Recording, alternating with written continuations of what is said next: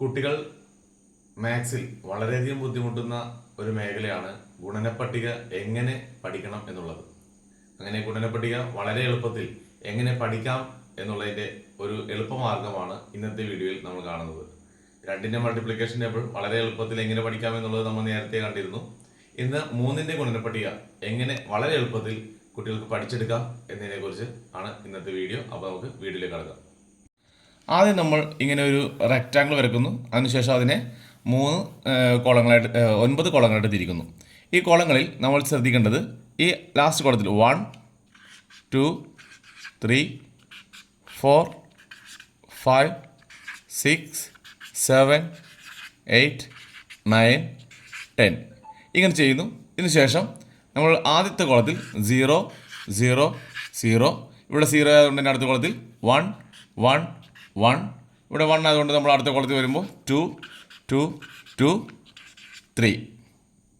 നോക്കിയേ, 1 3 is 3, 2 3s are 6, 3 3s are 9, 4 3s are 12, 5 3s are 15, 6 3s are 18, 7 3s are 21, 8 3s are 24, 9 3s are 27, 10 3s are 30. നമ്മൾ 10 3s are 30 വരെയാണ് പഠിച്ചത്. ഇതെങ്ങനെ 20 3s are 60 വരെ നമുക്ക് എഴുതാം. ഇതേ പാറ്റേൺ തന്നെ നമുക്ക് ഉപയോഗിക്കാം. 1 2 3 4 5 6 7 8 9 10. ഇതിനുശേഷം നമ്മൾ ആദ്യത്തെ കോളത്തിൽ ചെയ്യേണ്ടത് ഇവിടെ 10 3s are 30, അതിൻ്റെ 3 ആണ് നമ്മൾ ഉപയോഗിക്കുന്നത്. 3 3 3 4 4 4 5 5 5 and 6. അങ്ങനെ 23s are 60 വരെ നമ്മൾ വളരെ എളുപ്പത്തിൽ പഠിച്ചു.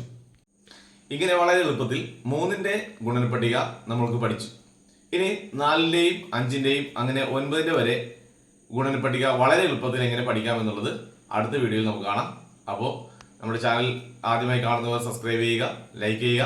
നിങ്ങൾക്ക് എന്തെങ്കിലും സംശയങ്ങളുണ്ടെങ്കിൽ അത് നമ്മുടെ കമൻറ്റ് ബോക്സിൽ രേഖപ്പെടുത്താവുന്നതാണ്.